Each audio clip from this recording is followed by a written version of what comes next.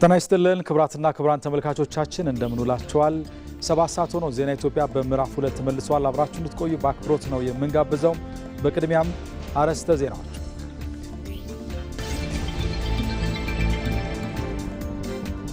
የእስራኤሉ ፕሬዝዳንት አይዛክ ሄርዞግ የኢትዮጵያ ጉብኝት የሁለቱ ሀገራትን ዲፕሎማሲያዊ ግንኙነት ወደ ከፍ ወዳለ ምዕራፍ እንደሚያሸጋግረው ተጠቆመ። ፕሬዝዳንቱ ለይፋዊ ጉብኝት አዲስ አበባ ገብተዋል።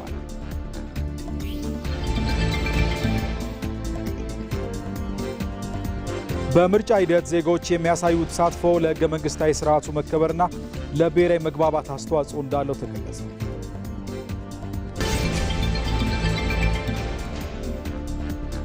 በኢትዮጵያም በፖለቲከኞች በምሁራንና የራስን ፍላጎት ባስቀደሙ ግለሰቦች መካከል ለዘመናት የጋራ መስማማት አለመፈጠሩ ሀገር በጠንካራ መሰረት ላይ እንዳትገነባ ስለማድረጉ ተጠቆመ።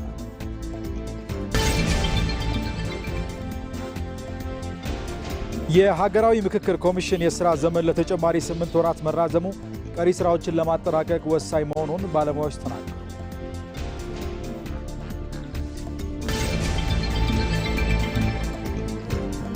በአውሮፓ ሻምፒዮንስ ሊግ ጥሎ ማለፍ ጨዋታ ቦዶ ግሊምት ኢንተር ሚላን በማሸነፍ በታሪኩ ለመጀመሪያ ጊዜ 16ቱን ተቀላቅሏል።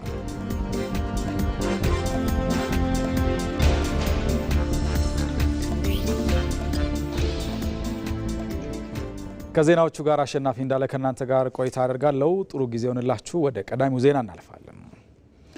የእስራኤሉ ፕሬዝዳንት አይዛክ ሄርዞግ ለይፋዊ ጉብኝት አዲስ አበባ ገብተዋል። ፕሬዝዳንቱ ቦሌ ዓለም አቀፍ አውሮፕላን ማረፊያ ሲደርሱ የውጭ ጉዳይ ሚኒስትር ጌዲዮን ጢሞቴዎስና የውጭ ጉዳይ ሚኒስትር ዴኤታ አምባሳደር ብርሃኑ ጸጋዬ አቀባበል አድርገውላቸዋል። ፕሬዝዳንቱ በአዲስ አበባ በሚኖራቸው ቆይታ የሁለቱን ሀገራት ግንኙነት በሚያጠናክሩ ጉዳዮች ዙሪያ ከመንግስት ከፍተኛ የስራ ኃላፊዎች ጋር ውይይት ያደርጋሉ ተብሎ ይጠበቃል። ተመልካቾች ፕሬዝዳንቱ አዲስ አበባ ሲደርሱ የተደረገላቸውን አቀባበል በተንቀሳቃሽ ምስል ተከታትለን እንመለስ።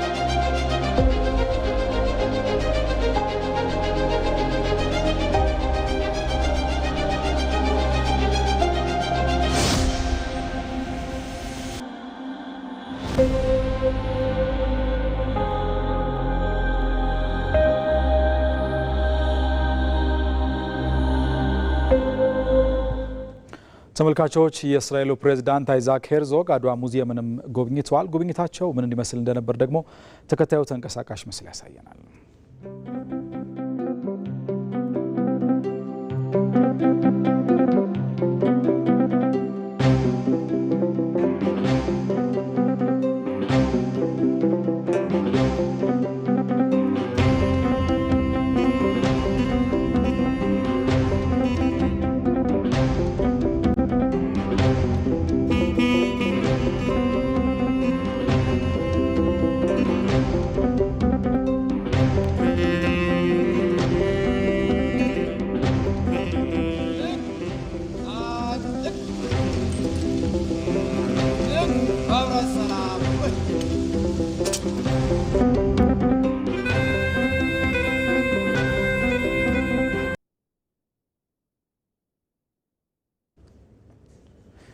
የእስራኤሉ ፕሬዝዳንት አይዛክ ሄርዞግ የኢትዮጵያ ጉብኝት የሁለቱ ሀገራትን ዲፕሎማሲያዊ ግንኙነት ከፍ ወዳለ ምዕራፍ እንደሚያሸጋግረው ተጠቆመ።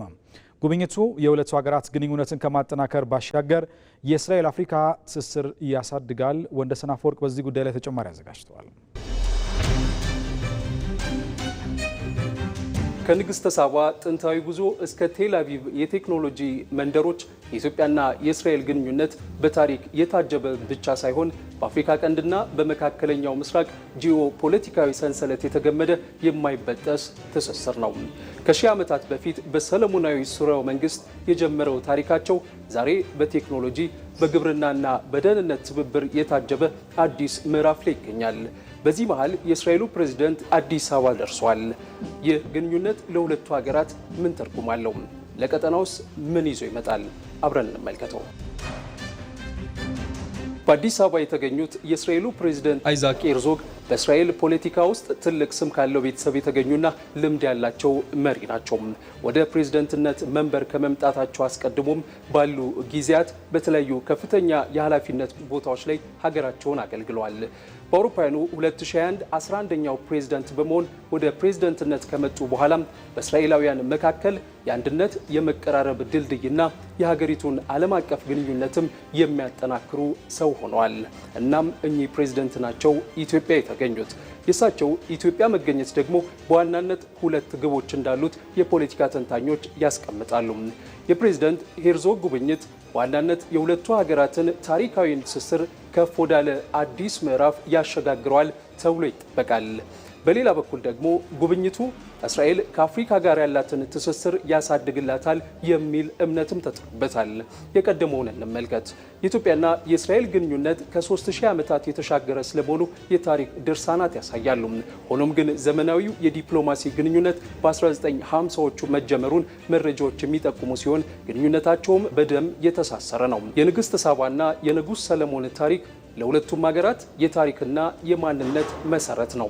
በእስራኤል የሚኖሩ ከ160 ሺህ በላይ የሚሆኑ ትውልደ ኢትዮጵያውያን የሁለቱ ሀገራት ግንኙነት እጅግ ልዩ እንዲሆን አድርገውታል። እነዚህ ዜጎች በሁለቱ ሀገራት መካከል እንደ ባህል አምባሳደርን በመሆን ያገለግላሉ። በሌላ በኩል ደግሞ ሁለቱም ሀገራት በንግድና ኢኮኖሚያዊ ጉዳዮች ላይ በጋራ እየሰሩ ነው።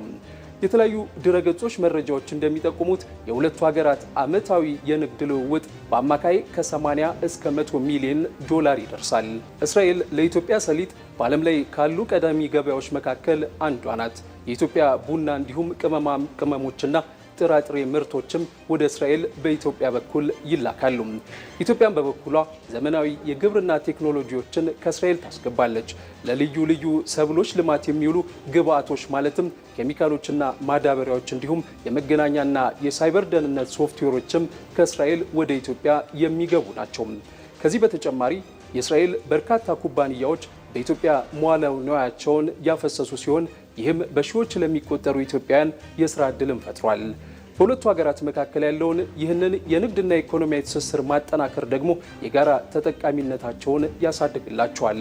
በግብርናው ዘርፍ የእስራኤል ልምድና ቴክኖሎጂ ኢትዮጵያ በዘርፉ እየሰራች ያለችውን ስራ በእጅጉ እያገዘላት ይገኛል። የእስራኤል የግብርና ቴክኖሎጂዎች ምርታማነትን በመጨመር ብክነትን በመቀነስና የአርሶ አደሩን ስራ በማዘመን የግብርናውን ዘርፍ ውጤታማ ማድረግ ያስችላሉ። ይህ ደግሞ ኢትዮጵያ ከእርዳታ ጠባቂነት ወጥታ ራሷን በምግብ ለመቻል በምታደርገው ጥረት ውስጥ ትልቅ ሚናን እየተጫወተ ነው። እስራኤል የፈለሰፈችውና በዓለም የታወቀችበት የጠብታ መስኖ ቴክኖሎጂ በኢትዮጵያም በስፋት እየተለመደ መጥቷል። የአቮካዶና የፍራፍሬ ልማት ወይም ሆርቲካልቸር ዘርፍም ለኢትዮጵያ የውጭ ምንዛሬ ግኝት ምንጭ እንዲሆንም አስችሏል። እስራኤል ከፍተኛ ምርት የሚሰጡና ለዓለም ገበያ የሚመቹ የአቮካዶ ዝርያዎችን ወደ ኢትዮጵያ ያስገባች ሲሆን በተለያዩ አካባቢዎችም የሚገኙ አርሶ አደሮች እነዚህን በስፋት እያመረቱ ተጠቃሚም ሆነዋል። እናም የእስራኤሉ ፕሬዝዳንት ወደ አዲስ አበባ መምጣት ሁለቱ ሀገራት በኢኮኖሚው መስክ ያላቸውን ትብብር ይበልጥ ያጠናክረዋል ተብሎ ታምኗል።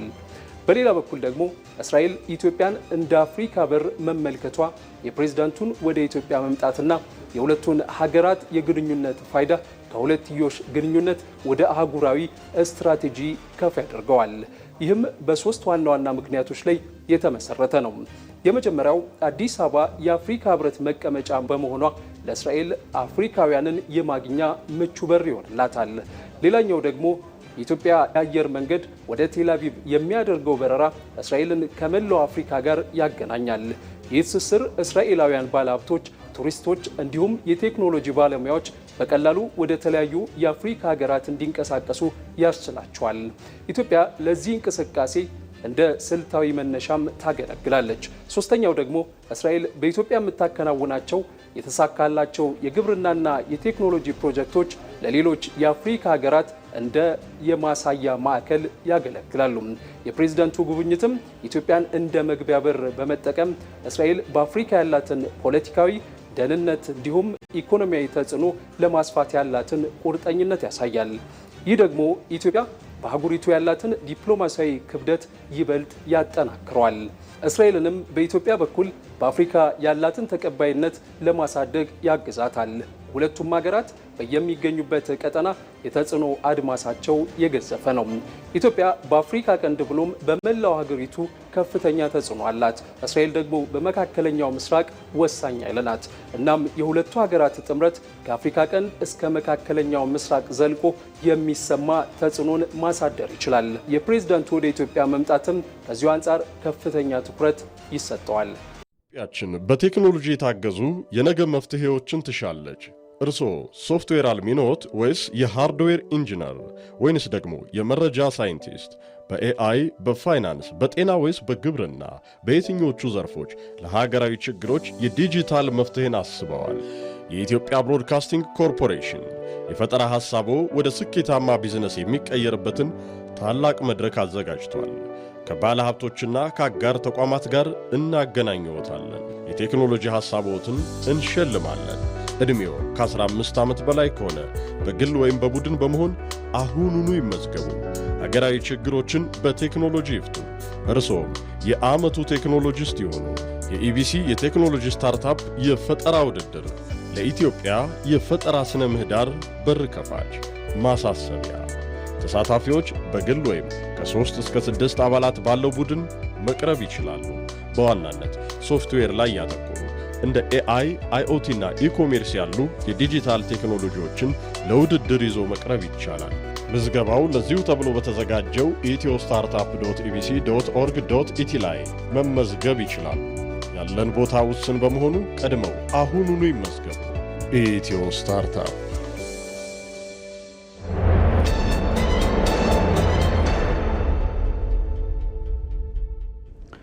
ተመልካቾች ዜና ኢትዮጵያ በአጀንዳነት ወደሚመለከተው ጉዳይ አልፈናል።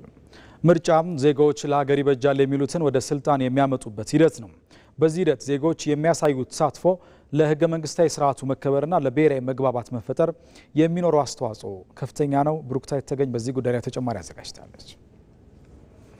ምርጫ የዜጎች የመምረጥና የመመረጥ መብት የሚረጋገጥበት የሉዓላዊነት መገለጫ መድረክ ነው። የአንድ ሀገር የዲሞክራሲ ግንባታ መሰረቱም ዜጎች በምርጫ ሂደት ላይ ያላቸው ንቁ ተሳትፎ ነው። ምርጫ ድምፅ የሚሰጡ ዜጎች እንደ ጡብ ናቸው። በምርጫው የሚሳተፉ ፓርቲዎች ደግሞ እንደ ማገር ናቸው። በሚሊየን ጡቦች ከ50 በሚልቁ ማገሮች የሚሰራ ቤት ነው የሚሆነው።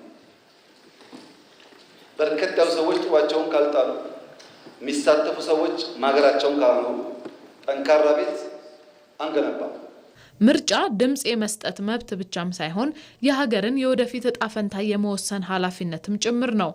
ዜጎች የምርጫ ተሳትፎ ይኖራቸው ሲባልም ድምፅ ከመስጠት ባለፈ የፖለቲካ ፓርቲዎችን አማራጭ ሀሳብ ከመመዘን ጀምሮ የምርጫውን ሂደት እስከ መታዘብ ይዘልቃል። በማዕከላዊ ኢትዮጵያ ክልል ያነጋገርናቸው አስተያየት ሰጪዎችም 7ኛው ጠቅላላ ምርጫ ስኬታማ እንዲሆን ዜጎች ከዳር ቆመው ታዛቢ መሆን እንደሌለባቸው ይገልጻሉ። ለምርጫ እድሜው የደረሰ ዜጋ ወጥቶ በነቂስ መመዝገብ መቻል አለበት። የምርጫ ካርድ መውሰድ መቻል አለበት። በምርጫ ዕለትም ደግሞ በትክክለኛ የሚፈልገውን አካል መምረጥ መቻል አለበት። ዲሞክራሲያቸውን ኤክሰርሳይዝ የሚያደርጉበት የተሰጠውን ዲሞክራሲያዊ መብት ተግባራዊ የሚያደርጉበት እና በተለይም ያው የተጀመረውን አገራዊ ልማት በሚያስቀጥል መንፈስ ተሳትፎ ማድረግ አለባቸው የሚል ነው ያለኝ። በተለይም በተለያዩ አካባቢዎች ላይ እንደ ሀገር የተጀመሩ የልማት እንቅስቃሴዎች አሉ። ይህን በሚያስቀጥል መንገድ መሳተፍ አለባቸው የሚል ነገር ነው ያለኝ። ዜጎች ነቁ ተሳታፊ ሆነው በንቃት የምርጫ ሂደት ውስጥ መሳተፍ ይኖርባቸዋል።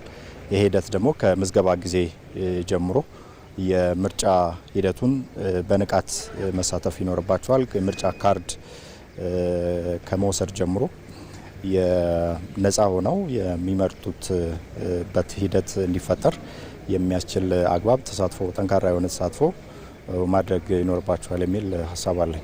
ዜጎች በምርጫ ወቅት የሚያሳዩት ተሳትፎ ለህገ መንግስታዊ ስርዓቱ መከበርና ለብሔራዊ መግባባት መፈጠር የሚኖረው አስተዋጽኦ ከፍተኛ ነው። ለዲሞክራሲያዊ ስርዓት ግንባታ መጠናከርም የራሱ የሆነ ትልቅ ፋይዳ ያለው በመሆኑ ሁሉም ዜጋ ድምጽ ከመስጠቱ በፊት ስለ ምርጫ ደንቦች በቂ ግንዛቤ ሊኖረውም ይገባል። ለመንግስት ስልጣን የሚሰጠው ህዝብ ነው። ሁለተኛ ቅቡልነት ያለውን መንግስት የሚመርጠው የሚመሰረተውም ህዝብ ነው። ስለዚህ ይሄንን ሁለቱን ነገር ልንሰጣቸው ወይም ስንሰጣቸው አውቀን ነው መሆን ያለበት። በስሜት መሆን የለበትም፣ በስሌት ነው መሆን ያለበት ማለት ነው። እያንዳንዱ ፓርቲ የራሱ የሆነ ፖሊሲ አለው። የፖለቲካ ፖሊሲ አለው፣ የኢኮኖሚ ፖሊሲ አለው፣ የማህበራዊ ጉዳይ ፖሊሲ አለው፣ የውጭ ግንኙነትና የዲፕሎማሲ ፖሊሲዎች አሉ። እነዚህን እንዴት ነው ያዘጋጀው? ምንድነው ያቀደው? ምንድነው ያሰበው? የሚለውን ነገር አንብበን አውቀን ተረድተን ነው መምረጥ ያለብን ማለት ነው። ዜጎች ምርጫን እንደ አንድ ወቅታዊ ክስተት ብቻ ሳይሆን ቀጣይነት እንዳለው የዲሞክራሲ ባህሪ ሊመለከቱት እንደሚገባም የዘርፉ ባለሙያዎች ያነሳሉ። በሰባተኛው ጠቅላላ ምርጫ ለህዝብና ለሀገር የሚጠቅሙ ሀሳቦችን በማቅረብ ጠንካራ ፉክክር ለማድረግ መዘጋጀታቸውን በሲዳማ ክልል የሚንቀሳቀሱ የፖለቲካ ፓርቲዎች ገለጹ። ምርጫውን ሰላማዊና በህዝብ ዘንድ ቅቡልነት ያለው ለማድረግ በትብብር እንሰራለንም ብለዋል። ሪፖርተራችን አስረሳ ወገሼ አስተያየቶቹን አሰባስቧል። እኛ ዓላማችን ምንድነው? የፖለቲካ ፓርቲ ስንሆን ተወዳድረን አሸንፈን ህዝቡን መምራትና መንግስት መሆን ነው። የህዝቡን ጥያቄ ለመመለስ አማራጭ ሀሳቦች አሉን። የተሻለ ሀሳብ አለ። ለህዝብ ተወካዮች ምክር ቤት ማቅረብ የሚገባንን 19 እጩ አቅርበናል። ሰክሲድን በዚያ በኩል 19ኙም ሰርቲፋይድ ሆነውልናል። ሌሎች ለክልል ምክር ቤት ያቀረብናቸው እንግዲህ ዲክላይንድ የሆኑ ፍዳችንን እያየን ያለንበት ሁኔታ ነው ያለው። ወቅታዊ አሁን ላይ ላለው ለሰባተኛ ሀገራዊ ምርጫ ማህበረሰቡን በማንቃት መዋቅሩን በማጠናከር ፖሊሲዎችን፣ አማራጭ ሀሳቦችን በማዘጋጀት የህዝብ ድምጾችንም በመወከል እጩዎችን በማብቃት የተለያዩ ዝግጅቶችን እያደረገ የቆየበት ሁኔታ ነው ያለው ማለት ነው። በቂ ዝግጅት አድርገናል። እንደኛ ክልል 19 ምርጫ ክልል አለ። አጠቃላይ ወደ 2286 ምርጫ ጣቢያዎች አሉ። በእነዚህ ምርጫ ክልሎችና ምርጫ ጣቢያዎች ላይ ለምርጫው ምቹ ሁኔታ ከመፍጠር አንጻር እንደ ፓርቲ ቅድመ ዝግጅት ስራዎችን ሰርተናል። ማህበራዊ ፍትህ እናሰፍናለን። የዜጋ ፖለቲካን አድርገን እንከተላለን። ዲሞክራሲያዊ ፌዴራሊዝምን ደግሞ እናሰፍናለን። ያንን የግብ አቺቭ የሚያደርግልንን ፖሊሲዎች፣ ሀሳቦች ለአማራጭ እናቀርባለን ብለን እናስባለን። ምርጫው ፍትሃዊ፣ ዲሞክራሲያዊ፣ ታማኝነት ያለው ቅቡልነት ያለው ምርጫ እንዲሆን እኛ በበኩላችን እንደ ሲዳማ አንድነት ፓርቲ እንሰራለን። ግባችን ትልቁ ግብ ምርጫው ሰላማዊና ነጻ ዲሞክራሲያዊ ሆኖ ሂደቱ እንዲጠናቀቅ ነው። በህዝብ ዘንድም ቅቡልነት ያረጋገጠ እንዲሆን ለማድረግ ነው። ሀገርን ለማስቀጠል ሀገርን ወደፊት ለማራመድ ትልቅ አንድ እድል ነውና ይሄን እድል ደግሞ ህዝቡ ራሱን እድል መጠቀም አለበት። ካልመረጠ 5 ዓመት ይቆጫል፣ ከመረጠ ደግሞ 5 ዓመት የማይቆጭበት ሁኔታዎች ስለሚገባ ከእንደዛ አይነት ቁጭት ሳይወጣ ምን ያስፈልጋል፣ ምን አማራጭ አለ፣ ምንም ትርጉም የለውም ከሚል እሳቤ ወጥቶ ትርጉም ያለውን ድምጹን እንዳያባክን በዚሁ መልእክቴን አስተላልፋለሁ። የጅማ ዞን ዴዶ ወረዳ ነዋሪዎች በሰባተኛው ሀገራዊ ምርጫ ንቁ ተሳትፎ ለማድረግ መዘጋጀታቸውን ገለጹ። ነዋሪዎቹ ምርጫው በሰላም እንዲጠናቀቅ ሁሉም የህብረተሰብ ክፍል የበኩሉን ድርሻ ሊወጣ ይገባል ብለዋል። ራሄል አብደላ የነዋሪዎቹን አስተያየት እንደሚከተለው አዘጋጅተዋለች። ሀገርን ከነ ታሪኳ ከነ ክብሯ ያሻግራል ብዬ የምገምተውን መንግስት ለመምረጥ በዝግጅት ላይ ነኝ። ያው ሀገራችን ብዙ ታሪክ፣ ብዙ ማህበረሰብ፣ ብዙ እምነቶች ያሉባት ሀገር እንደመሆኗ መጠን ይህች ሀገር ደግሞ ሁሉም በኩልነት በፍቅር በአንድነት አድርጎ የሚመራት መንግስት ያስፈልጋታልና እኔም ያንን ያመጣል ያልኩትን ያመንኩበትን ያው ለመምረጥ በዝግጅት ላይ ነኝ። የምዝገባው ዕለት ሄጄ ተመዝግቤ ካርዴን እቀበላለሁ።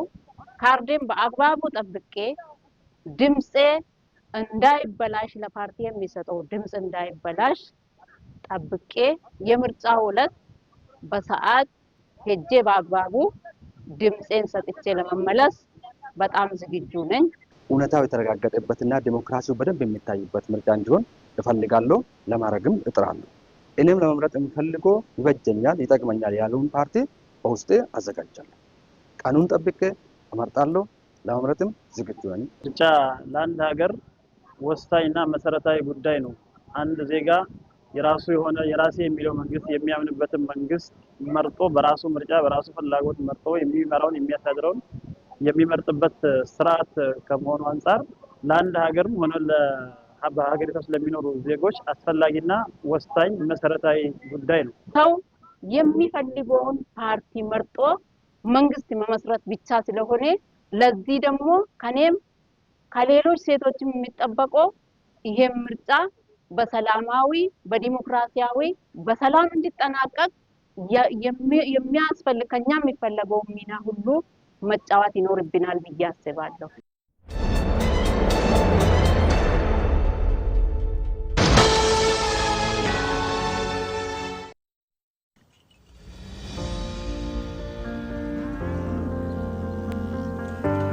እንዴት ዋላችሁ? መስገን ምን ነው ቀዘቀዝ? ትንሽ አዝመራ ዘር አነሳለብኝና ምን እናግዝ ታዲያ? እኔም ማርሽ የምመልሰው የእህል ዘር ብድር ባገኝ ብዬ ስንከራተት ነው ያልኩኝ። እስከ መቼ የእህል ዘር በብድር ይሞላል ብለን? ምን ላርግ ታዲያ? ምን መላ ይገኛል? መላውንማ ልንገርህ። እኔው ራሴ ማዳበሪያን ሰው መላ ሳፈላልግ የኢትዮጵያ ንግድ ባንክ ለአርሶ አደሩም ለአርብቶ አደሩም እፎይታ የሚሰጥ ብድር ማዘጋጀቱን አልሰማም መሰል? ይኸውልህ ለሰብል ምርት ብትል፣ ለመጋዘን፣ ለግብርና መሳሪያ፣ ለማዳበሪያ፣ ለወተት ተዋጽኦ ብትል፣ ለእንስሳት እርባታ የሚሆን አመቺ ብድር አመቻችቷል። ግን እንደው ለኔ የሚያበድሩኝ ይመስላል? አዎ ስልህ ለብቻም ሆነ ከሌሎች አርሶ አደሮች ጋር ቢሆን አንድ ላይ ሆናችሁ መበደር ትችላላችሁ። ታዲያ ምን ማድረግ ነው የሚጠበቅብኝ? እዚህ አቅራቢያ የሚገኝ የኢትዮጵያ ንግድ ባንክ ቅርንጫፍ ጎራ ብለህ ባለሙያ አማክረህ ከ25% ጀምሮ ቆጥበህ የአሻን የግብርና ብድር መበደርና ልማትን ማቀላጠፍ ነው። ሀገር የሚመግበው ባለሙያ ለዓመታት ሲያገለግል የቆየው የኢትዮጵያ ንግድ ባንክ የግብርና ስራ እንዲቀላጠፍ አስፈላጊ የሆነ ብድር አመቻችቷል። ከ5% ጀምሮ ቆጥበው የግብርና ስራውን ያቀላጥፉ። የኢትዮጵያ ንግድ ባንክ ሁሌም የሚተማመኑበት ባንክ። ተመልካቾች ዜና ኢትዮጵያ እንደቀጠለ ነው። በኢትዮጵያም በፖለቲከኞች በምሁራንና የራስን ፍላጎት ባስቀደሙ ግለሰቦች መካከል ለዘመናት የጋራ መስማማት አለመፈጠሩ ሀገር በጠንካራ መሰረት ላይ እንዳትገነባ አድርጓታል። ይህ ደግሞ ዛሬም ከፈተናዎቿ ለመውጣት እየታተረች ላለች ሀገር ፈተና ሆኖባታል። ከዚህ መውጣት ግድ ነው ብሎ የሚያምነው የመደመር መንግስት ትላንት የነበሩ የሚነጣጥሉ የታሪክ ክስተቶች ብሎም ራስን ያስቀደሙ እሳቤዎች ለእድገቷ እንቅፋት ናቸው፣ መፈታት አለባቸው ብሎ ያምናል። ከነጠላ ትርክት ወደ ወል እውነት መሸጋገር ደግሞ መንገዱ ነው። ነጻነት ፍቅሩ በዚህ ጉዳይ ላይ ያዘጋጀችዋል። ኢትዮጵያ ረጅም ታሪክ፣ የተለያየ ባህልና ብዝሃነት ያላት ሀገር። ነገር ግን ይህ ታሪኳ ገናናነቷን ማሳየት ብቻ ሳይሆን ለልዩነትና ለውዝግብ ምክንያት ሆኖ ቆይቷል። ፖለቲከኞች፣ ምሁራን በጠረጴዛ ዙሪያ ተቀምጠው ከመነጋገር ይልቅ ደግሞ በየራሳቸው የታሪክ ጎራ ተሰልፈው የየግል ትርክታቸውን ሲያራምዱም ይስተዋላል። ይህ ደግሞ ኢትዮጵያን እዚያም በችግሮች እንድትተበተብና ነገዋን በአስተማማኝ ሁኔታ ላይ እንዳትገነባ አድርጓት ቆይቷል። ዛሬም ፈተናዋ ነው። የመደመር መንግስት እሳቤ ይህንን የታሪክ ስብራት ለመጠገን የወል እውነት ያስፈልጋል ብሎ መንገዱን ጀምሯል።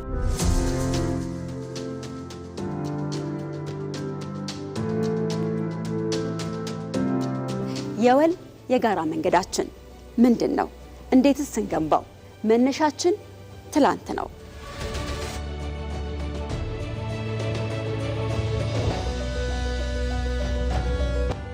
አይናችንን የሸፈነው ደመና በምን አይነት ጭስ የተፈጠረ ነው?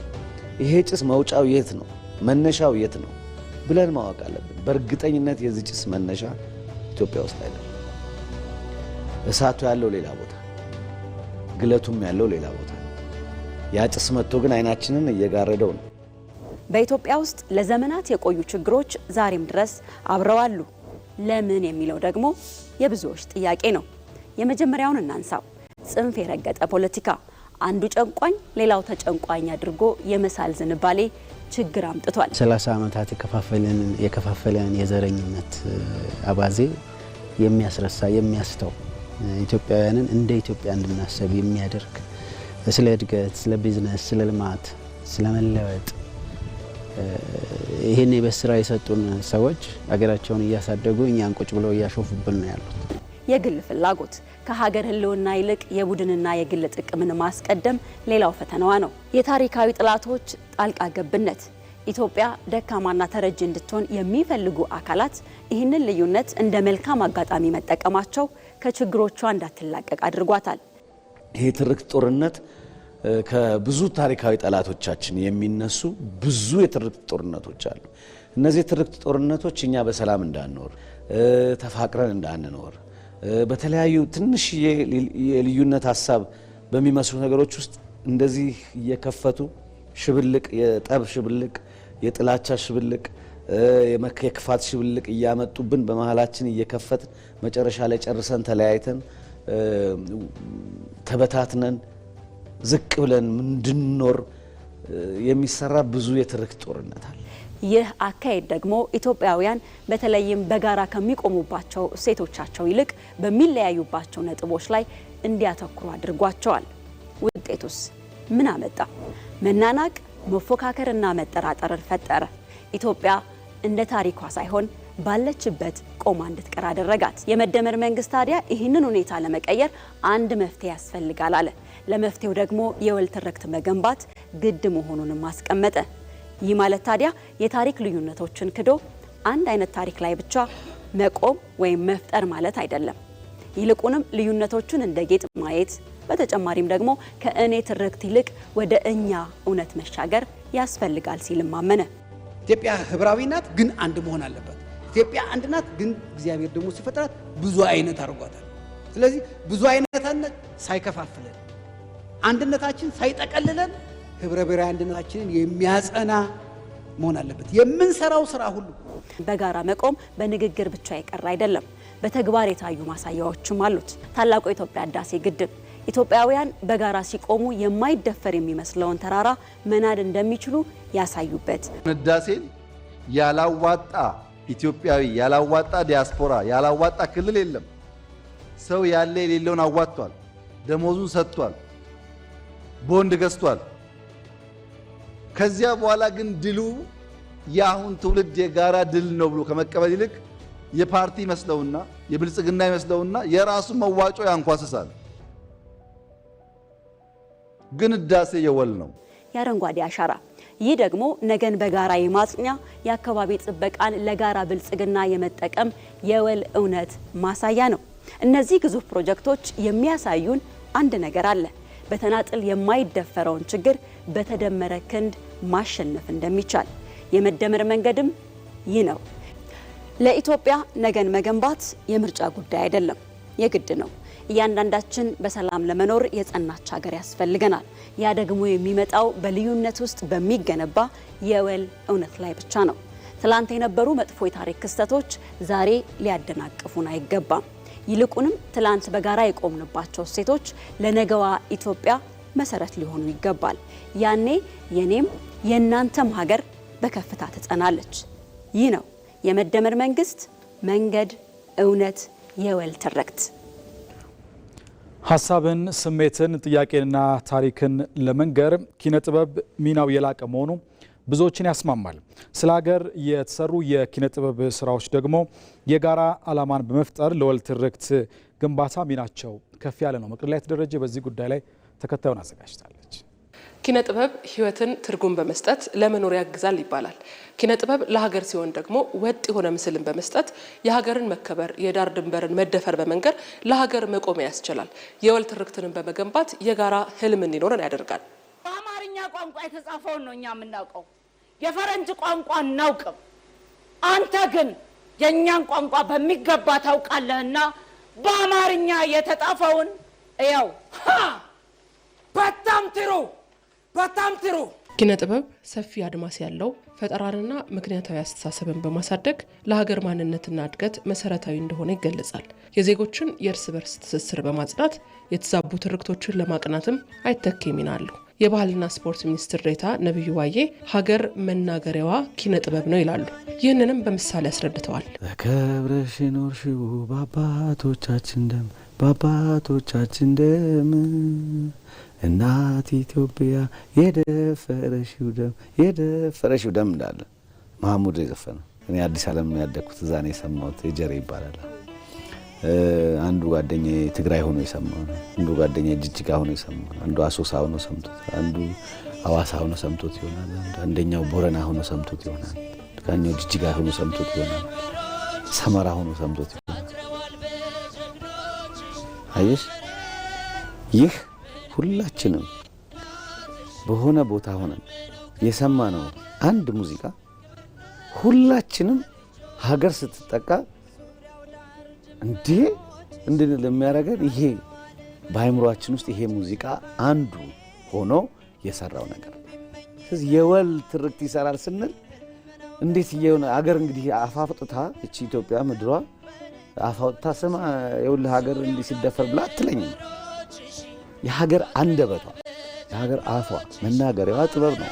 ኪነ ጥበብ በሁለት በኩል እንደተሳለ ቢላ ነው ብሎ የሚያምነው የግጥምና ዜማ ደራሲ ሀብታሙ ቦጋለ መርጠን መጠቀምን ይሻል ይላል። አንጋፋ የኪነ ጥበብ ሰዎችም ኢትዮጵያን በምድር ከምናያት በላይ አእምሯችን ላይ ቀርጸዋታል ሲልም ይናገራል። ከአድዋ ጀምሮ አገርን በማጽናት አገርን በማልማት ለሀገር ብሔራዊ ጥቅም በርካታ አገልግሎትን ስትሰጥ በአይናችን አይተናል፣ በጆሮአችን ሰምተናል እና ብዙ የኪነ ጥበብ ባለውለታ ብለን የምንጠራቸው አንጋፎች ወደ ላይ ከፍ ብለን የምናያቸው አንጋጠን የምናያቸው የኪነ ጥበብ ሰዎች ይህን በመስራታቸው ዛሬ ኢትዮጵያ የምትባለውን ነገር በእኛ በሚገባ መልክ እንደውም ምንድን ነው የሚባለው ኢትዮጵያ ምድር ላይ አለች፣ ግን አእምሯችን ውስጥ የሳሏት የኪነ ጥበብ ሰዎች ናቸው። አፋዊ ኪነ ጥበብም ሆነ ክዋናዊ ኪነ ጥበብ ስራዎች ጥልቅ ስራን በማሳየት ቁጭትን መፍጠር ይችላሉ ሲሉም ሚኒስትር ዴኤታው ነብዩ ባዬ ይገልጻሉ። ቃል እንኳን የሚያወጡ እኮ ጠቢባን ትልቅ ነበርን ትልቅም እንሆናለን የሚል ሁለት ቃል ነው አይደል? ሁለት ሐረጋት ናቸው። እነዚህም ብቻ ከወስዱ ሰዎች እንዲያስቡ ያደርጋል ጠቢብ። እቺን ቃል እንኳን ወስዶ አይሹ ከእንዴት ነው ትልቅ የነበር ነው? እንደዚህ እኮ ነው ትልቅ ምን ሆነው እንዴ ነው? እንደዚህ ነው። ቁጭት እዚህ ነው የሚወለደው። ሰው ጥበብ ያለፈውን የወደፊቱን ያሳየንና ጉለቱንም ተስፋውንም ያሳየንና አሁን ያልሽውን ቁጭት የሚባለውን ነገር ያወጣዋል። የኪነ ጥበብ ሀያልነትን በሚገባ ለመጠቀም ባለሙያውም የሀገርን ብሔራዊ ጥቅም ማስጠበቅ ላይ ያለምንም ድርድር ሊሳተፍ እንደሚገባም ሀብታሙ ቦጋለ ተናግሯል። በሀገሩ መደራደር የለበትም። ስለዚህ የብሔራዊ ጥቅም የሚባለውን ነገር አርቲስቱ ክሊር አውት አድርጎ ማወቅ አለበት። ቀዝቃዛ አልሆንክም ወይም ሙቅ አልሆንክም መሀል ላይ ነው ያለው አይነት ነገር። አብዛኛው የኪነ ጥበብ ሰው መሀል ላይ ነው ያለው። በተለይ እኔ የማውቀው የኔ አካባቢ ያለው የሙዚቃው አካባቢ ስለሆነ ለብ ያለ ነው። ሀገሩንም ይወዳል፣ የዲያስፖራውንም ፖለቲክስ እንደዚህ ብባል በቃ ለሁሉም ሰው መልካም ሆኖ ለመታየት ይሄ በጣም ከፍተኛና አደገኛ አካሄድ ይመስለኛል። ታሪክን በመንገር ኢትዮጵያ እየሄደችበት ያለውን መልከ ብዙ የሀገር ጉዞን በመረዳት የጋራ ህልምን ማጠናከር የሚያስችሉ ስራዎችን መስራት የኪነ ጥበብ ባለሙያዎች የቤት ስራ ነው። ጠቅላይ ሚኒስትር አብይ አህመድ ለይፋዊ ጉብኝት አዲስ አበባ ከገቡት የእስራኤል ፕሬዝዳንት አይዛክ ሄርዞግ ጋር መወያየታቸውን ገለጹ። ጠቅላይ ሚኒስትር አብይ ዛሬ ወደ ኢትዮጵያ ለይፋዊ ጉብኝት የመጡትን የእስራኤል ፕሬዝዳንት አይዛክ ሄርዞግን ተቀብዬ ፍሬያማ ውይይት አድርገናል ሲሉ ገልጸዋል። የኢትዮጵያና እስራኤልን ግንኙነት በማጤን በወል ፍላጎታችን ላይ ተመስርተን ትብብራችንን የምናሳድግባቸውን መንገዶች ተመልክተናልም ብለዋል ጠቅላይ ሚኒስትር አብይ አህመድ በማህበራዊ ትስስር ገጻቸው። ተመልካቾቻችን ዜና ኢትዮጵያ እንደቀጠለ ነው። ወደ ሌሎች ዜናዎቻችን አልፈናል። ጠቅላይ ሚኒስትር አብይ አህመድ ይፋ ካደረጓቸው ግዙፍ ፕሮጀክቶች አንዱ የሆነው የኒውክሌር ማብለያ ግንባታ ከኃይል ማመንጨት ባለፈ በጤና በግብርናና በኢንዱስትሪ ዘርፎች አዲስ ምዕራፍ ይከፍታል ተብሎ ይጠበቃል። ኢትዮጵያ እያደገ የመጣውን የኢኮኖሚ ፍላጎቷን ለማሟላትና የኃይል አቅርቦቷን ለማሳደግ የኒውክሌር ቴክኖሎጂን ለሰላማዊ ልማት ለማዋል በትኩረት እየሰራች ትገኛለች። ሄለን ተስፋዬ።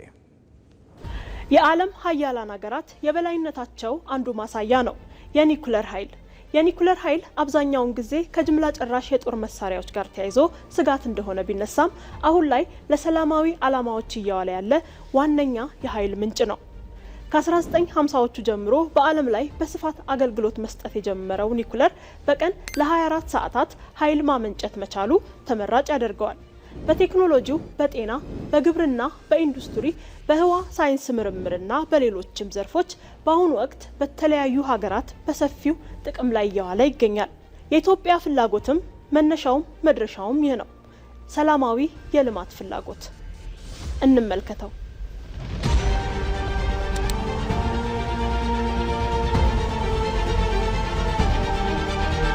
በዓለም አቀፍ ደረጃ በ32 ሀገራት ለተለያዩ አገልግሎቶች የሚውሉ 440 የኒውክሌር ኃይል ማመንጫዎች ሲኖሩ 9 በመቶ የዓለም ኤሌክትሪክ አቅርቦት ሽፋንም የሚገኘው ከነዚሁ ማመንጫዎች እንደሆነ መረጃዎች ይጠቁማሉ። ከዓለም ከፍተኛ የኒውክሌር ኃይል በማምረት ቀዳሚዋ ሀገር አሜሪካ ነች። የኒውክሌር ኃይል ከአጠቃላይ የኃይል አቅርቦቷ 19 በመቶውን ይሸፍናል። ቻይናና ፈረንሳይ ተጠቃሽ ሲሆኑ ሩሲያም ከፍተኛ የኒውክሌር ኃይል አምራች እንደሆነች ይታወቃል። ከዓለም ዝቅተኛ የኃይል አቅርቦት እንዳላት የሚነገረው አህጉረ አፍሪካ አሁን ላይ ፊቷን ወደ ኒውክሌር ኃይል እያዞረች ስለመሆኑ ይነገራል። ደቡብ አፍሪካ የአህጉሪቱ የመጀመሪያ የኒውክሌር ኃይል ማመንጫ ያላት ሀገር ስትሆን 2 ጣቢያዎች አሏት። ኢትዮጵያስ? ጠቅላይ ሚኒስትር አብይ አህመድ ታላቁ የኢትዮጵያ ህዳሴ ግድብ ምረቃ ላይ ይፋ ካደረጓቸው የ30 ቢሊዮን ዶላር ግዙፍ ፕሮጀክቶች መካከል ለሰላማዊ ዓላማ የሚውል የኒውክሌር ማብለያ መገንባት አንዱ ነው። ሰላማዊ የኒውክሌር አማራጭ በአሁኑ ወቅት ከኤሌክትሪክ ባለፈ በዓለም አቀፍ ደረጃ በስፋት ጥቅም ላይ እየዋለ ከሚገኝባቸው ዘርፎች መካከል በሕክምናው ዘርፍ ትልቅ አብዮት አምጥቷል። የኒውክሌር ቴክኖሎጂ ለምግብ ምርት መጨመርና ደህንነት በሚያደርገው አስተዋጽኦ ተጠቃሽ ነው። ይህም በግብርና ዘርፍ ተፈላጊ ካደረጉት ምክንያቶች አንዱ ነው። ሰብልን ማበልጸግ፣ የሰብል ዝርያዎችን በማሻሻል በሽታንና ድርቅን የሚቋቋሙ እንዲሁም ደግሞ የተሻለ ምርት የሚሰጡ አዳዲስ ዝርያዎችን እንደዚሁ በማምረት የኒውክሌር ጨረር ቴክኖሎጂ ጥቅም ላይ ይውላል። ኢትዮጵያ የማዕድን ሀብቷን ለማልማት በምታደርገው ጥረትም የኒውክሌር ኃይል ጉልህ ሚና ይኖረዋል። ይህ ብቻ አይደለም። ግዙፍ ኢንዱስትሪዎች ኃይል ሳይቆራረጥ እንዲያገኙና ለሚያንቀሳቅሷቸው ማሽኖችም የተለያዩ ጥቅሞችን ይሰጣል። ኃይል የማይፈልግ የማኒፋክቸር ሴክተር የለም፣ የአምራች ዘርፍ የለም። እንኳን ማኒፋክቸሪንግ ሴክተሩ ይሄ አምራች ኃይሉ አይደለም፣ ሰርቪስ ሴክተሩም ቢሆን ኃይል ይፈልጋል። የኤሌክትሪክ ኃይል በሁሉም መንገድ ይፈልጋል። ይሄን ኃይል ፍላጎት ለማሟላት እንደዚሁም ደግሞ ይህን ቴክኖሎጂ ለመጠቀም በምንዘረጋቸው ኢንፍራስትራክቸሮችና ስራዎች በምንፈጥራቸው አገልግሎቶች የምንቀጥረው የሰው ኃይል እና የምናገኘውም የተለያየ ረቨኑ ከዛ ጋር በተያያዘ ከፍተኛ ነው በኢኮኖሚው። ኢትዮጵያ እያደገ ላለው ምጣኔ ሀብቷ የሚፈለገውን ኃይል ለማሟላት ለኒውክሌር ኃይል ልማት ትኩረት ሰጥታለች። ከውሃና ከነፋስ ኃይል የሚመነጨው የኢትዮጵያ ኤሌክትሪክ ድንበር ተሻጋሪ የብልጽግና ሰንሰለት እየፈጠረ ይገኛል። ኢትዮጵያ የጀመረችው የታዳሽ ኃይል ልማት የቀጠናውን ኢኮኖሚያዊ ውህደት በማፋጠን ረገድ ቁልፍ ሚና የሚጫወት ነው። በዓመቱ የታቀደው የ500 ሚሊዮን ዶላር የኃይል ሽያጭ ገቢም ኢትዮጵያ በዘርፉ የያዘችውን ስትራቴጂካዊ የበላይነት የሚያረጋግጥ ነው። አለም ይልፉ በዚህ ጉዳይ ላይ ተከታዩን አዘጋጅታለች። የኢትዮጵያ የታዳሽ ኃይል ልማት ለሀገር ውስጥ ፍጆታ ብቻ ሳይሆን ለምስራቅ አፍሪካ ቀጠናዊ ትስስርና ኢኮኖሚያዊ እድገት ትልቅ ፋይዳ አለው። ኢትዮጵያ በተለይ በውሃ፣ በንፋስ፣ በፀሐይና በጂኦተርማል ወይም የምድር ውስጥ እንፋሎት ያላት እምቅ አቅምን በመጠቀም የቀጠናው የኃይል ማማ እየሆነች ትገኛለች። ኢትዮጵያ በአሁኑ ወቅት ያላትን ከ5200 ሜጋዋት በላይ የማመንጨት አቅም ወደ 17000 ሜጋዋት በማሳደግ በምታደርገው ጥረት ውስጥ የጎረቤት ሀገራት ዋነኛ የኃይል ምንጭ እየሆነች ትገኛለች። የኢትዮጵያ ታዳሽ ኃይል ለጎረቤት ሀገራት ያለውን ፋይዳ እንመልከት። አንደኛ ቀጠናዊ የኢኮኖሚያዊ ትስስርን ያጠናክራል። ታዳሽ ኃይልን ለጎረቤት ሀገራት መሸጥ ሀገራቱን በኤሌክትሪክ መስመር ከማገናኘቱም በላይ የንግድ ልውውጥን በማሳለጥ ቀጠናዊ ውህደትን ያፋጥናል። የኤሌክትሪክ ንግድን እናንሳ። በአሁኑ ወቅት ኢትዮጵያ ለጅቡቲ፣ ለሱዳንና ኬንያ የኃይል ሽያጭ እያደረገች ነው። የኢትዮጵያ እድገት የኢትዮጵያ ኢነርጂ ከአካባቢ ሀገራት ትስስር ውጪ ለብቻ በማደግ የሚረጋገጥ አይሆንም። የ21ኛው ክፍለ ዘመን አጋማሽ ለመላው አፍሪካ የመጣ ብስራት ስለሆነ እኛ ኢትዮጵያ ውስጥ የጀመርነው እድገት ጎረቤት ወንድም ሀገራትን የሚነካና አስተሳስሮ እንድናድግ የሚያደርግ መሆን ይኖርበታል። የኤሌክትሪክ ኮኔክሽን በእኛና በጅቡቲ መካከል፣ የንጹህ ውሃ ኮኔክሽን በእኛና በጅቡቲ መካከል፣ በክፍያ የሚደረግ የቶል ሮድ መንገድ በእኛና በጅቡቲ መካከል በከፍተኛ ደረጃ እየተስፋፋ ይገኛል። ከሱዳን፣ ከኬንያ፣ ከታንዛኒያ ጋር እነዚህን ነገሮች የምንጋራ ሲሆን በቅርቡ ከዓለም ባንክ እና ከመልቲላተራል ተቋማት ጋር በጀመርነው ንግግር ከሶማሊያ እና ሳውት ሱዳን ጋር በመንገድና በመብራት ለመተሳሰር ጥረት ተጀምሯል። ሌላው የመሰረተ ልማት ግንባታ ነው። የኃይል መስመሮችን መዘርጋት ሌሎች የትራንስፖርትና የኮሙኒኬሽን ትስስሮችንም ይጋብዛል። አነስተኛ ዋጋ ያለው ኃይል ማቅረብ ደግሞ ሌላኛው ጥቅም ነው። የኢትዮጵያ የኃይል ምንጭ በብዛት ከውሃ ኃይል የሚመነጭ በመሆኑ ከሌሎች ቅሪተ አካል ነዳጆች ወይም ዲዝልና የድንጋይ ከሰል ከሚመነጭ ኃይል ጋር ሲነጻጸር ዋጋው በጣም አነስተኛ ነው። ይህም ከጎረቤት ሀገራት ጋር የኢንዱስትሪ ክፍላቸውን በዝቅተኛ ወጪ እንዲያንቀሳቅሱ ይረዳቸዋል። በሶስተኛ ደረጃ ብንመለከት ለአረንጓዴ ኢኮኖሚና ለአካባቢ ጥበቃም ከፍተኛ ሚና አለው።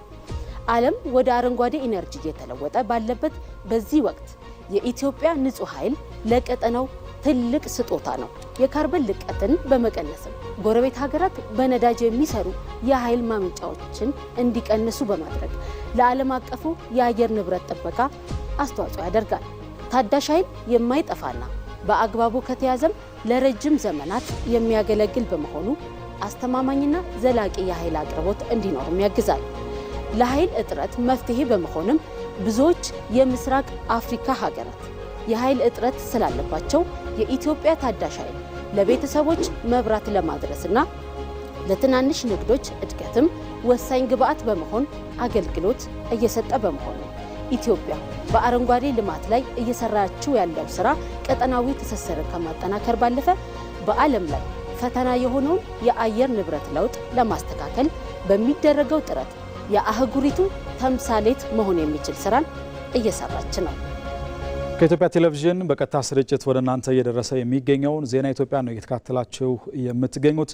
ቀደም ሲል በዜናችን ላይ ወደ እናንተ እንዳደረስነው ክቡራትና ክቡራን ተመልካቾቻችን የእስራኤል ፕሬዝዳንት አይዛክ ሄርዞግ ለይፋዊ ጉብኝት አዲስ አበባ ነው የሚገኙት። በቆይታቸውም የአድዋ ሙዚየምን መጎብኘታቸውን አንስተን ነበረ። ብሔራዊ ቤተ መንግስትንም ጎብኝተዋል። ጉብኝታቸው ምን እንደሚመስል ደግሞ በተከታዩ ተንቀሳቃሽ ምስል ተካትለን እንመለስ።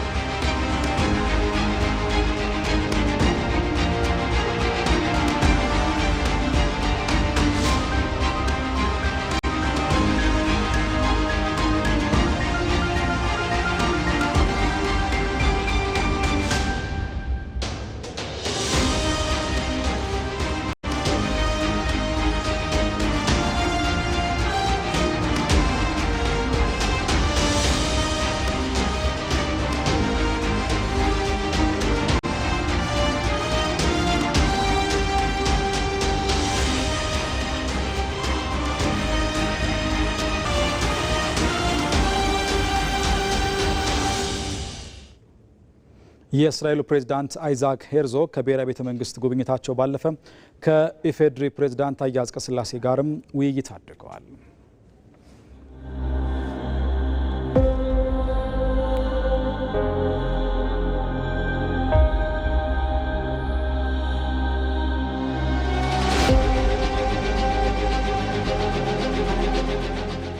ተመልካቾች አሁን ደግሞ ወደ ሌሎች ዜናዎቻችን ተሻግረናል።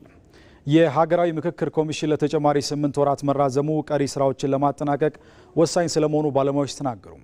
በቀሪዎቹ ወራት የማጠቃለያ ስራዎችን ለመስራት እያስችላልም ተብሏል። ተስፋዬ ጫኔ ተጨማሪ ዘገባ አለው። ኢትዮጵያ ከአፈሙዝና ከመሳሪያ ቃታ መሳሳብ ዘመኑን ያልዋጀ ሀሳብ ተላቃ ወደ ሀሳብ በላይነት ሀሳብ ለመሸጋገር በሂደት ላይ ስትሆን በርካቶችም ተስፋ እያደረጉበት ይገኛሉ። ሀገራዊ ምክክር ኮሚሽኑ ጥረት እያደረገ ነው። እኛም አሁን ነው የተረዳ ነው። እውነትም ለሀገር እነኚህ ሰዎች ሀገር ለማጽናትና ሀገርን ህዝብ ለማረጋጋት ጥረት እያደረጉ እንደመሆኑ መጠን ከችግር እንደምንወጣ በደንብ ተስፋ አለን። ምክንያቱም አብዛኛው ህዝቡም ጭምር ይሄንን ስለሚፈልገው ነገሮችን በውይይት መፍታት መልካም ነው። ከዚህ ቀደም ብሎ ቢሆን ቀውስ ከመፈጠሩ በፊት ከፍተኛ ፋይዳ አለው ብዬ አስባለሁ። ምክንያቱም ችግሮቻችን የሚፈቱት በአፈሙዝ ሳይሆን በውይይት በመነጋገር ጥያቄዎችን በማቅረብ ነው። በኢትዮጵያ እየተከናወነ የሚገኘው ሀገራዊ ምክክር ስኬታማ እንዲሆን ታዲያ ሀገራዊ የምክክር ኮሚሽን የተለያዩ ስራዎችን ሲያከናውን ቆይቷል። አሁንም በማከናወን ላይ ይገኛል። የህዝብ ተወካዮች ምክር ቤትም የካቲት 11 ቀን 2018 ዓ.ም ባደረገው አስቸኳይ ስብሰባ የኢትዮጵያ ሀገራዊ የምክክር ኮሚሽን የስራ ዘመንን ለ8 ወራት ማራዘሙ ይታወሳል። በዚህም ኮሚሽኑ እስካሁን በነበረው ሂደት ምክክሩን አሳታፊ ለማድረግ ተግባራዊ ስራዎችን ስለማከናወኑ ተገልጿል። ሀገራዊ ምክክር ኮሚሽን በቀጣይ 8 ወራት በሚኖረው ተግባር ውስጥ መሰረታዊ ነገሮቹ መነሻ የሚያደርጉት ኮሚሽኑ ባለፉት 4 ዓመታት ያከናወናቸው ተግባራት ናቸው። ስለዚህ በሂደት አካታችና አሳታፊ በሚሉት መርሆች መሰረት አድርጎ ተግባሩን ለማከናወን በሚያደርገው ጥረት ውስጥ የመጀመሪያው ስራ ተሳታፊዎቹን ነው። የተለያዩ የማህበረሰብ ክፍሎች በዓላማ አንጻር ደረጃ የተለያዩ የማህበረሰብ ክፍሎች መሰረታዊ በሆኑ ጉዳዮች ላይ ውይይት እንዲያደርጉ ማድረግ ይሄ ዋናው ዓላማ ነው። ይህን ዓላማ ለማስፈጸም በመጀመሪያ መነሳት ያለብን ምንድነው? የተለያዩ የማህበረሰብ ክፍሎች ማለት የተለያዩ ህብረተሰብ ክፍሎች የምንላቸው ማን ናቸው የሚለው መጀመሪያ መሰረቱ መቀመጥ አለበት። ስለዚህ ኮሚሽኑ ይህን ስራ በሚያከናውንበት ጊዜ የመጀመሪያ የሰራው ስራ ምንድነው? የትኞቹ የማህበረሰብ ክፍሎች ናቸው በዚህ የሀገራዊ ምክክር ተሳትፎ ውስጥ ሊሳተፉ የሚገባቸው የሚለውን ለይቷል። በሌላ በኩል ደግሞ የተራዘሙት የኮሚሽኑ ቀሪዎቹ 8 ወራት የትግራይ ክልል በሂደቱ ተሳትፎ እንዲኖረው መሰረታዊ ስራዎች ይከናወኑበታል ተብሎ ይጠበቃል። በዋናነት ሌሎች ክልሎች ተሰርተው አንድ የቀረ ክልል አለ። የትግራይ ክልል መሰራት አለበት።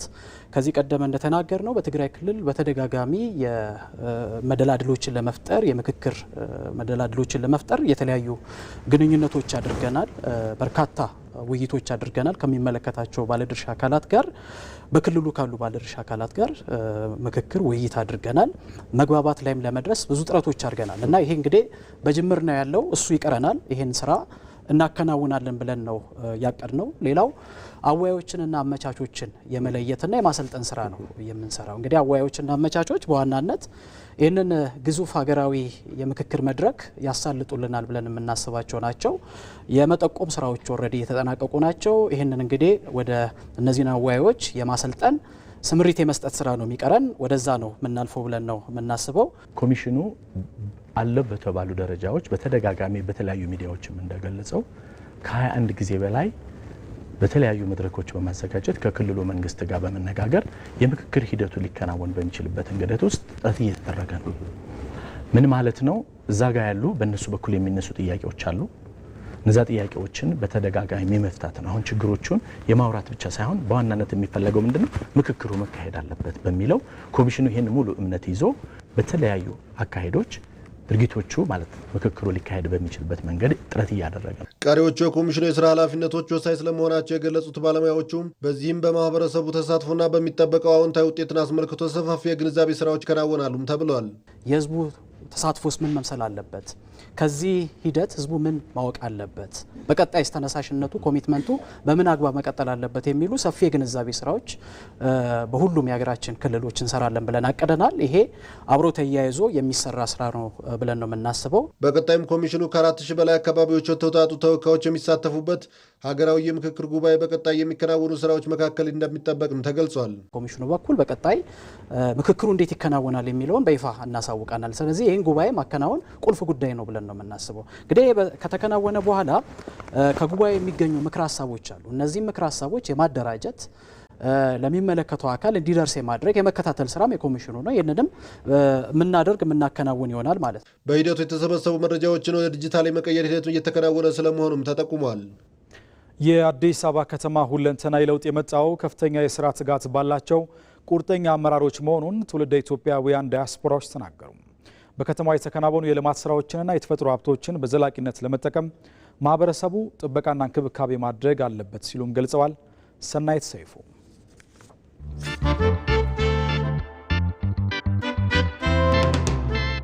የኢትዮጵያ ብሎም የአፍሪካ መዲና የሆነችው አዲስ አበባ አንድ ክፍለ ዘመን የተሻገረ ዕድሜ ባለቤት ነች። አሁን አዲስ አበባ ስሟና መልኳ እየሰመረላት የሚገኝበት ምዕራፍ ላይ ነች። ከተማዋን ለነዋሪዎቿ የምትመች የጸዳችና የተዋበች ሆና ተመልክተናታል ሲሉ ከዓመታት በኋላ ወደ መዲናዋ የመጡ ትውልደ ኢትዮጵያዊ ዲያስፖራዎች ይናገራሉ።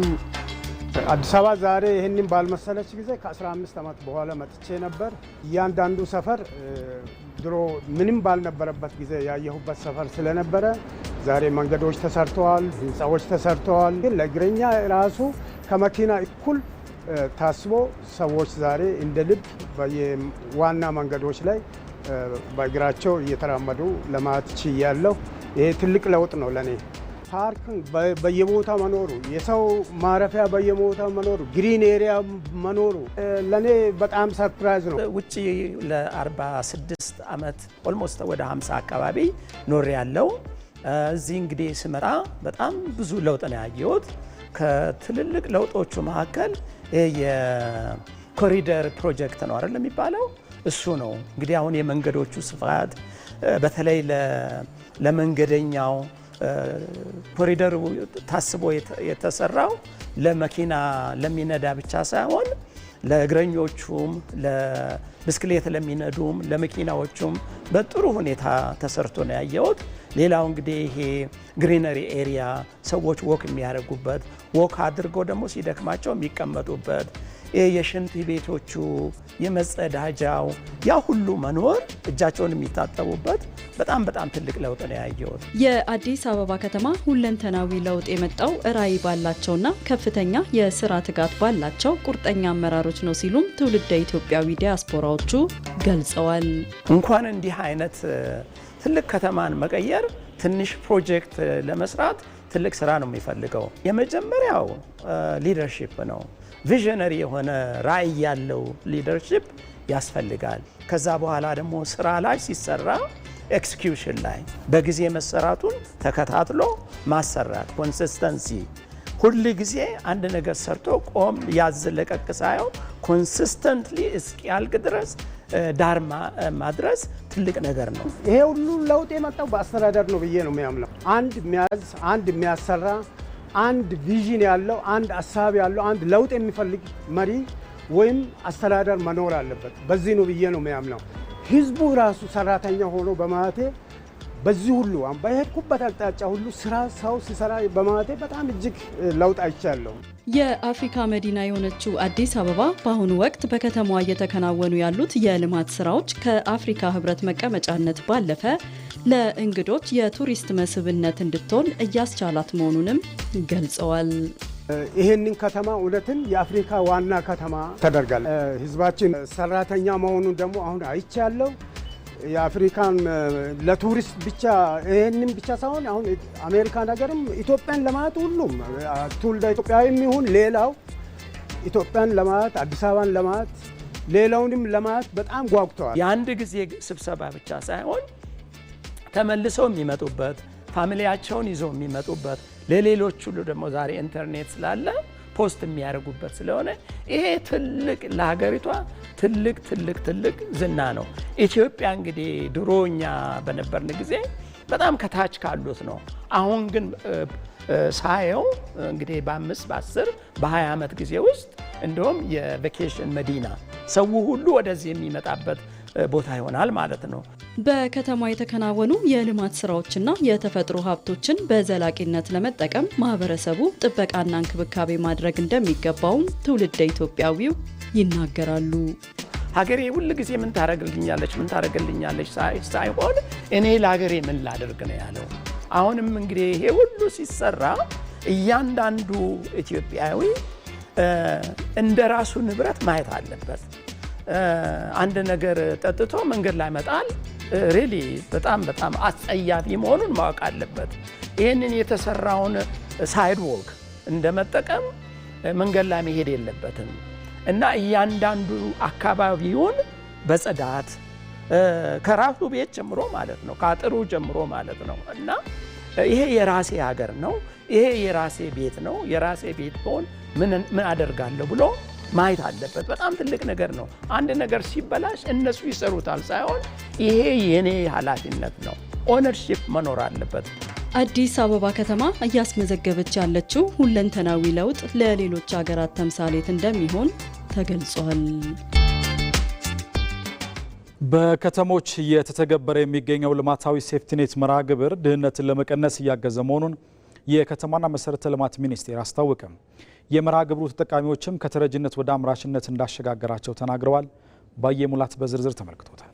የከተማ ልማታዊ ሴፍቲኔት በ2009 ዓ.ም ሲጀመር በከተሞች የሚኖሩ ዝቅተኛ የኑሮ ደረጃ ያላቸውን ዜጎች መስራት ለሚችሉት የስራ ዕድል ላልቻሉት ደግሞ ቀጥታ ድጋፍ በመስጠት ነው ወደ ተግባር የገባው። በአዳማ ከተማ የመልካ አዳማ ወረዳ ነዋሪዎቹ ዶጆ ወርቅነህና ዋበላ አብደላ መርሃ ግብሩ ለዕለት ጉርስ ከመፍጨርጨር ወደ ቋሚ ስራ ከድህነት አዙሪት ወደ ብሩህ ተስፋ የተሸጋገርንበት ነው ሲሉ ይገልጻሉ። በ2014 ዓ.ም መርሃ ግብሩን ተቀላቅለው በ2017 ዓ.ም የተመረቁ ሲሆን ለ3 ዓመታት በአካባቢው ውበትና ጽዳት እንዲሁም በከተማ ግብርና ተሰማርተው ከሚከፈላቸው ገንዘብ በመቆጠብ ቋሚና የተሻለ ገቢ ወደሚያገኙበት ስራ ተሰማርተዋል። ወደዚህ ፕሮግራም ከመግባቴ በፊት የምተዳደረው በቀን ስራ ነበር። በዚህ ፕሮግራም እየሰራው በማገኘው ገንዘብና ተመርቄ ስወጣ በተሰጠን የስራ መነሻ ገንዘብ የእንስሳት እርባታ እየሰራው የቤተሰቤን ኑሮ ለውጫለሁ። 3 ዓመት ሰርቻለሁ። በ3 ዓመት ያው መጨረሻ ላይ ደግሞ የሆነ የሚሰጥ ብር ነበረ ወደ 30 ምናምን ሺህ። እዚህ ነበረች የተከራዩት ክላሷ መኖሪያ ቤቴ።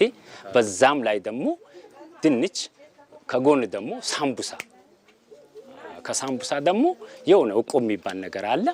ሳምቡሳም የሰራውን ከጎን ያው እንደምታዩት ያው ምጣድ አለ። የሴፍቲኔት ፕሮግራሙ ጠንካራ የስራና የቁጠባ ባህል እንዲኖራቸው በማድረግ ከዛሬ አልፎ ለነገ የተሻለ ተስፋን እንደሰጣቸውም ነው የገለጹት። ፈየደን ቆጦባዳዳ ገንዘብ ከጨንከ ቆጦባዳዳ መጨረሻ በተለይም የቁጠባ ትምህርቱ በጣም ረድቶኛል። ሌላ መነሻ የለኝም። በሴፍቲኔት ስራ ባገኘሁት ገንዘብ ጋሪ ገዛው። እሱን ሸጬም ስራዬን አሰፍ። አሁን በግምት 1 ሚሊዮን ብር የሚጠጋ ካፒታል አለኝ። ሴፍቲኔት ቁጠባ በሚለው ነገር አለ። እኔ አሁን እስከ 3 ወር የሆነ እንትን ሲደርስ እስከ 4 ወር እስከ 3 ወር ያችን ብር አላወጣትም ነበር።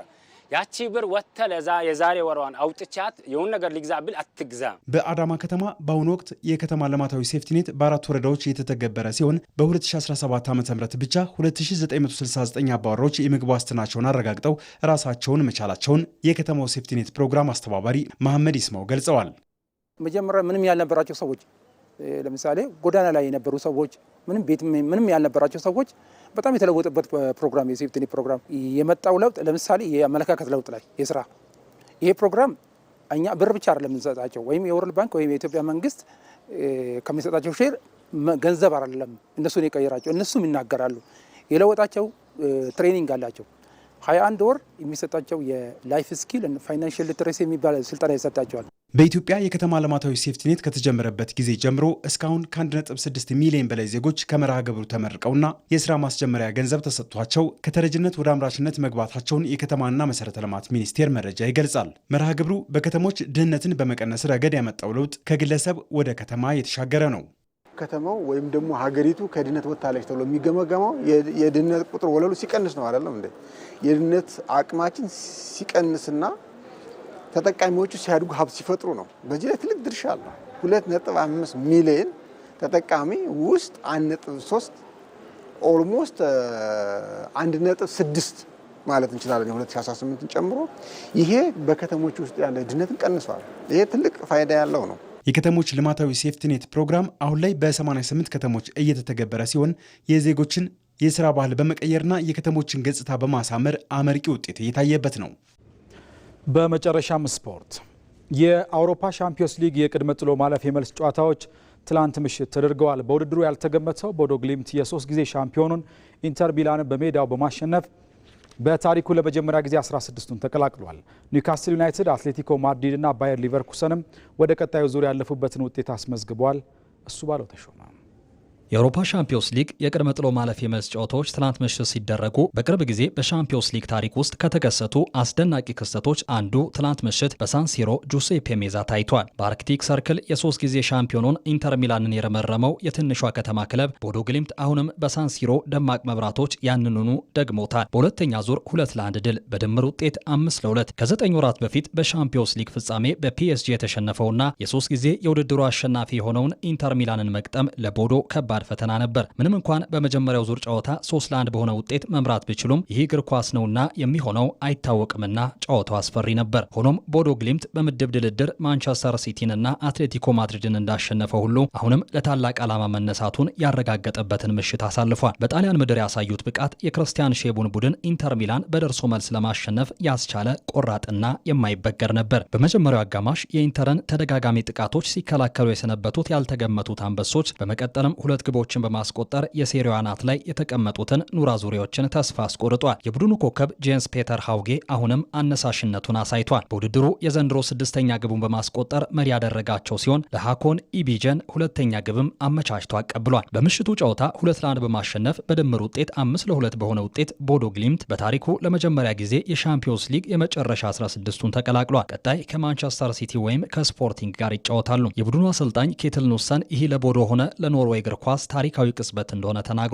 ቦዶ በመጀመሪያዎቹ 6 የሊግ ጨዋታዎች ድል ባለመቅናቱ ወደ ቀጣዩ ዙር ለማለፍ በማንቸስተር ሲቲና በአትሌቲኮ ማድሪድ ላይ ድል የግድ ያስፈልገው ነበር። በመሆኑም ይህ የተረት ያህል ድንቅ የሆነ ጉዞ ለቡድኑ የማይታሰብ መስሎ ታይቶ ነበር። ሆኖም ግምቶችን ሁሉ በመቀልበስ ውጤቱን አሳክቷል። ይህ ለቦዶ ግሊምት ለመጀመሪያ ጊዜ በሻምፒዮንስ ሊግ የጥሎ ማለፍ ውድድር ውስጥ የሚሳተፍበት አዲስና ያልታወቀ ምዕራፍ ሆኗል። ይህ ጉዟቸው ለምን ያህል ጊዜ እንደሚቀጥል ባይታወቅም በሳንሲሮ ጁሴፔ ሜዛ ቢጫ በለበሱ ደጋፊዎች በታጀበው ጩኸት ታሪክ ሰርቷል።